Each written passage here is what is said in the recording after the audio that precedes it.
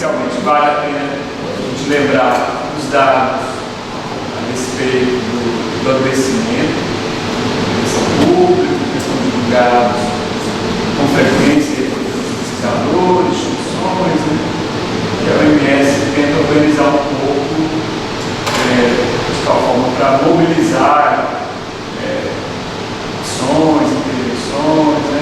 Projetos, não só no Brasil, mas no mundo como um todo. Então, conversar de saúde mental é uma conversa que a gente começa em trilhões de dólares, né? E provavelmente nos próximos anos, né, a gente vai ter isso duplicado, até triplicado, mobilizado por essa pandemia e outras pandemias que a gente está exposto, né? Então, apenas a ansiedade e a depressão, como categorias diagnósticas nesse mundo, classificação penal de doenças, pelo menos 264 milhões de pessoas no mundo, ou seja, mais de 20 milhões, estariam sofrendo e precisando de cuidados, né? Isso já é um custo a partir de 1 trilhão por ano. Então, a conversa é bem mais complexa. Mas, do outro lado, a gente tem só essa análise mais geral do custo, né? Mas o que significa investir em saúde mental? Na verdade, para cada dólar que a gente investe, cada X de qualquer moeda que a gente invista em saúde mental, a gente vai ter um retorno pelo menos de 4x. Né? Então, na verdade, é um bom negócio investir em saúde mental, mas normalmente não é a pauta. No Brasil, por exemplo, calculamos que mais de 25% da demanda da atenção primária em saúde seja de saúde mental. Mas a gente não investe 25% dos recursos em saúde no Brasil, né, considerando essa necessidade. Tá? É uma desproporcionalidade. O investimento tem variado de 3%, 4%. Focando um pouco mais no assunto da nossa roda de conversa de hoje, né, que é a respeito do burnout na vida acadêmica. Ainda não tem um conceito que seja aceito por toda a comunidade. Isso é comum, não tem problema. É importante ter uma proposição que leve à discussão e a gente pensar a respeito do problema, dessa situação de estresse crônico, como tem sido descrito, né? Basicamente exaustão, né? Alteração da personalidade e uma repercussão no sentimento de realização pessoal. Aí pode variar um pouco de acordo com cada autor, né? Tem autores que acham que não é doença, tem outros autores que acham que é doença, tá? Mas isso acho que é um campo que vale mais que a pesquisa, né? A gente entrar nessa discussão conceitual, né? É um problema que existe, né? E há um esforço de tentar caracterizá-lo, de encontrar formas de prevenir, mas também de impedir, de forma a atenuar o sintoma e não fazer com que a pessoa tenha um quadro cronificado. Tá? Então, próximo, por favor. Trouxe para ajudar na nossa conversa os nossos modelos de avaliação do burnout, né? É composto por algumas variáveis, tá? Eu queria que a gente fizesse o exercício juntos de tentar trazer para a realidade da vida acadêmica. Não apenas do professor, mas do aluno, do técnico, administrativo também. De ensino, né? Um dos itens, é o primeiro item. Com frequência faço coisas novas e interessantes no meu trabalho. Ou seja, como um indicador mais positivo. A gente tem essa sensação que tem uma renovação, né? Esses desafios, né? Assim, por pessoas que nos inspiram, né? Parece que isso diminuiria a chance de esgotamento. Né? Será que é assim com possibilidade? Né? Então, segundo o IPMA, cada vez falo mais e com mais frequência de forma negativa sobre o meu trabalho. Esse livro, então, já pesquisando a parte mais negativa. Né? Ou seja, essa aproximação da sensação de esgotamento ou de burnout. Né? Então, é fácil a gente lembrar, talvez, a gente, colegas que a gente conviva mais, que situações de muito cansaço, né? O discurso realmente ele fica no outro polo, né? Um discurso mais de esgotamento mesmo. Né? Não vê brilho em nada, né? Parece que a lente muda. Né? Muitas vezes pode até ser uma comorbidade, essa pessoa pode estar envolvida em um quadro depressivo, vai necessitar de uma intervenção específica, né? Da psicologia, né? Da psiquiatria, né? Ou um técnico de saúde com alguma formação mais específica, consiga acolher, ouvir, conduzir cuidados. Né? Então, parte da discussão do burnout é muito essa também, né? Às vezes é tão intenso, né? Tem uma sintomatologia tão parecida com outros quadros que são descritos na classificação internacional de doenças, e a sensação de estar tendo um quadro depressivo. Né? E realmente alguns respondem a um tratamento frontal mesmo de depressão. Claro? Então parece que tem uma sobreposição de sintomatologias. Né? Isso é comum em qualquer doença, em qualquer transtorno, mas tem que ter esse cuidado. Às vezes acha que é só um esgotamento, tira umas férias, né? Assim, talvez já tenha evoluído com um adoecimento mental. Né? E quanto mais adoecida, né? menos recurso a pessoa tem para enfrentar. Né? Mas a gente fica acusando essa pessoa, né? Ela não está se esforçando, ela não consegue mudar a realidade dela, ela está desorganizada, ela está adoecida. A gente tem dificuldade de enxergar isso. Né? Adoecimento, sem dúvida, mas no burnout, as pessoas normalmente não dão certo. Estão com o tratamento. Isso é muito comum. Realmente tem que acontecer algo mais intenso, ou algum colega mais próximo, afetivo, né, que ajude a entender que essa pessoa está passando um momento mais complexo. Né? Porque é uma cultura que incentiva o cansaço, a exaustão, o trabalho sem lazer, sem ócio, sem férias, né? Estar conectado o tempo todo, respondendo mensagens, respondendo e-mail, né? E às vezes se não responde, no minuto seguinte ganha uma série de exclamações ali, né? Seguidas, né? É muito curioso, né? Como uma transformação digital que veio para nos ajudar, às vezes é uma forma também de escravidão. E é difícil detectar isso de O terceiro item, ultimamente, tem realizado o trabalho de forma quase mecânica. Esse item é muito interessante, porque realmente são as pessoas, um aparelho, né? Um carro, uma porta, uma engrenagem, né? Uma pedra. Né? O ser humano tem uma complexidade, né? De afetos, né? De inspirações, de intuições, uma inteligência, uma capacidade de adaptação, né? De vencer desafios, né? De buscar oportunidades. Se começa a agir de uma forma mecânica, realmente ele perde toda a potencialidade, né? De fazer um trabalho interessante até para a própria instituição, né?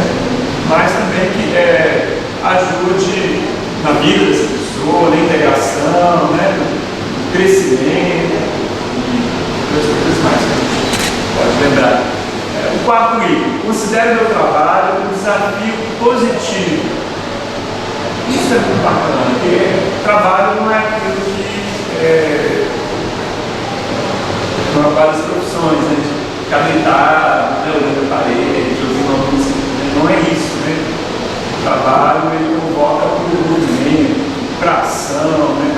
ser barreiras, né? Para inspirar, aventuras. Né? Um desafio faz parte do trabalho. É importante desafiar o estudante, o colega, né? As chefias, as lideranças, mas se esse desafio começa a ser enxergado como negativo, como escravidão, né? uma cobrança sem sentido, né? Algo que na verdade mais puxa o tapete, que desequilibra, né? Tem uma coisa errada também, né? Vai se aproximando desse conceito de burnout, né? De submeter o indivíduo a uma situação de estresse. Durante o trabalho, se sentir emocionalmente esgotado.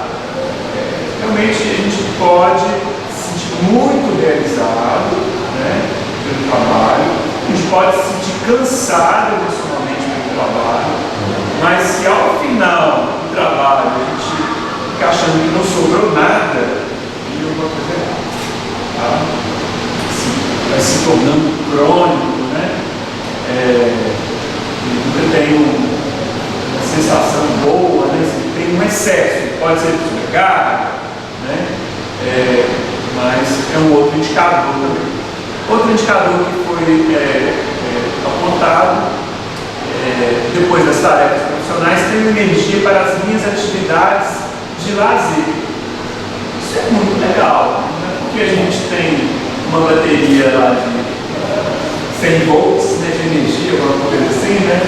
E a gente tem que gastar isso até às 18 horas, né, assim, até o final da nossa jornada de trabalho. Né? Um trabalho mais organizado, né, considera as questões do ser humano, na verdade, ao final dele, a gente deveria, em muitas situações, se sentir mais energizado, né? Ou pelo menos com a sensação que, olha, ainda consigo chegar em pé em casa, né? Interagir, namorar, ler alguma coisa que eu gosto, tá? Então, são indicadores muito subjetivos, não vai, né? Não vale, né? Mas essa forma que a gente consegue aproximar. E parece que a gente acostumou tanto a ficar cansado, a pensar de uma forma negativa, a tendência é achar que isso é normal. Realmente não é normal. Então, próximo. Depois do trabalho, sinto cansado e sem energia. Então, mais um link reforçando esse esgotamento. Lembrando, então, desse contexto da pandemia, que foi um contexto que realmente não criou muita coisa nova, não. O que fez foi intensificar, explicitar o que já existia de ruim, de difícil e desagradável. Tá? Mas, já no primeiro ano da pandemia, em 2020, mais de 500 mil, né, de concessões de auxílio e aposentadorias foram realizadas, né, junto à Secretaria Especial de Previdência e Trabalho. Né, isso foi o maior registro, né, desde a época que eles começaram isso em 2006, tá, e representa uma diferença, né, um pouco mais de um quarto da registrada no ano anterior de 2019. Então, ou seja, a gente pode ter questões globais, né, coletivas, né, mas a gente não está imune para as questões que envolvem, né, nosso país ou o mundo como um todo. Né, o trabalho também é afetado. Próximo, por favor. Então, quando a gente fala de trabalho, saúde mental na pandemia, né, que a gente ainda está na pandemia, os colegas precisam de máscara, se proteger, né, os colegas que estão no serviço, né, a gente ainda tem milhares de óbitos por mês, realmente a pandemia não acabou. Né? A gente está falando, na verdade, das condições de trabalho, jornadas excessivas, né, remuneração, é uma discussão importante. Está aqui na escola de enfermagem, né? Como não consegue mudar esse pico salarial, né? Discussão antiga, né? Caducando, né? Iniciando já. Como é difícil discutir isso, né? Toda essa organização do trabalho é complicado de mexer. Foi um contexto que trouxe uma série de sentimentos negativos, de traumas, de perda, situações de isolamento. Teve vários trabalhadores, né, que eles pulavam em sala de aula, interagiam com colegas e alunos, gostavam muito disso, foi muito complicado para eles, né? A gente tem também docentes da área da saúde, né? Que até tiveram que sair de casa, porque eles continuaram atendendo, dando aula, né, no hospital, nos ambulatórios, né? Tiveram que sair de casa para proteger a família, pai idoso, né, mamãe idosa, né, um parente com uma doença mais grave, que estava mais vulnerável, especialmente no primeiro ano que a gente tinha vacina, né? De uma forma efetiva como a vacina ainda disponível. Toda essa dificuldade também, né, de seguir as medidas preventivas, né? Os ambientes são muito fechados, né? A saúde são mal ventilados, né? A gente aglomera muito, né? Como mudar isso tudo, né? Como sair quebrando paredes e melhorando tudo isso? Então, realmente a vida acadêmica começa complexa, né? Favorecer o burnout, sim. Vários colegas se afastando. Eu ainda não vi nenhum levantamento, mas é interessante que eu tive, que aumentou o número de famílias, né? Acho que é um dado que a gente tem que correr atrás. Pessoas que não estavam pensando antes. Eu já vi também algumas que até fizeram pedido, aí quando a pandemia começou a melhorar, eles voltaram atrás. Eu acho que um pouco pela precarização do trabalho, né? Nessa transformação digital, quem tinha equipamento bom em casa, internet disponível, né? Quem tinha formação, né, para preparar uma aula com tanta plataforma, né, e gravar, e fazer esse trabalho remoto, né, aplicar uma prova remota e tudo mais. Eu acho que o administrativo da vida acadêmica, né, sofreu muito nesse começo, né, também.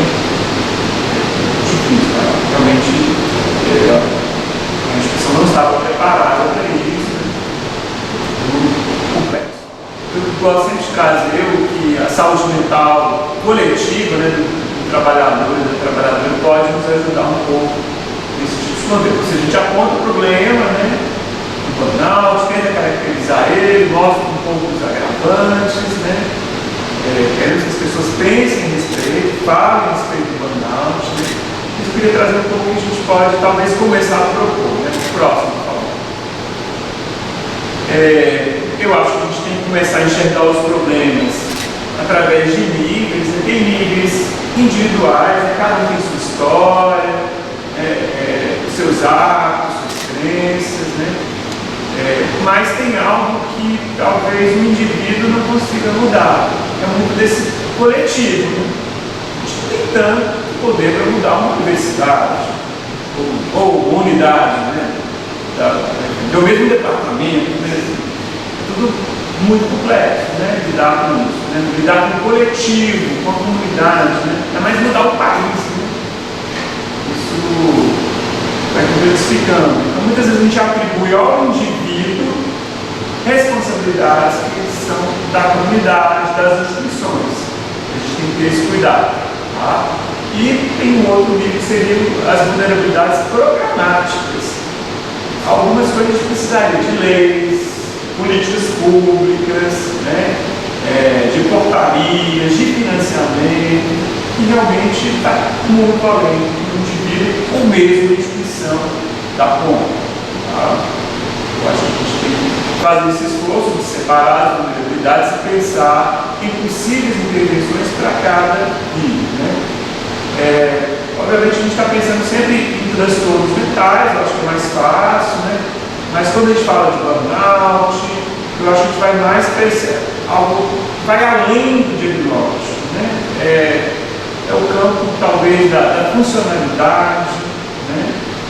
Que às vezes vai lá na saúde ocupacional e a pessoa fala, você está bom, está tudo bem com você, né? Mas tem alguma coisa que não foi classificada ainda, né?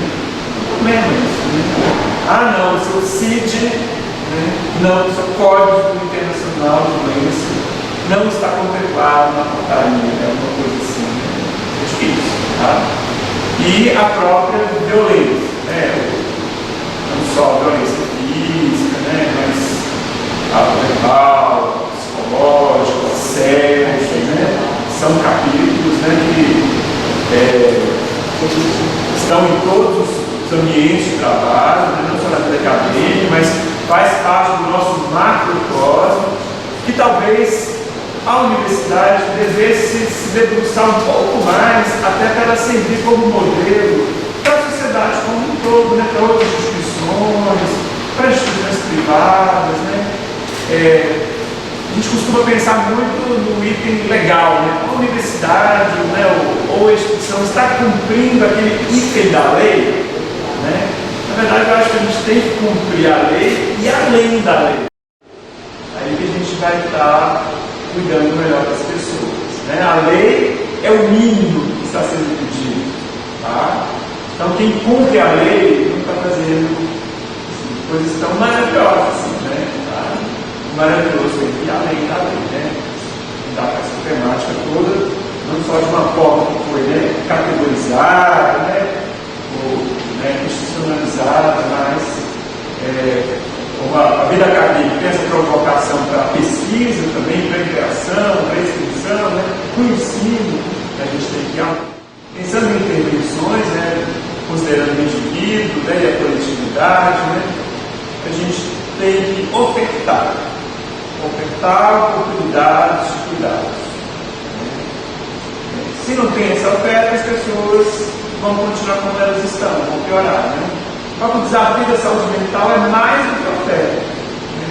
Porque as pessoas que sofrem, como eu falei no início, elas não buscam por preconceito, ou, né, estigma mesmo do adoecimento, a vergonha, a própria competição, né, que na vida acadêmica ela existe. A gente pensa muito no ambiente colaborativo, né, onde há cooperação, né, onde os esforços se unem, né, mas na verdade é um ambiente competitivo em muitas instâncias. Então, eu acho que isso, né, dificulta a busca. Muitas vezes um colega prefere continuar doente do que pedir por licença, né? Como aluno, por exemplo, trancar uma matrícula, né? Prefere continuar doente, né? E nisso ele acaba aumentando o risco dele para um adoecimento mais grave, crônico.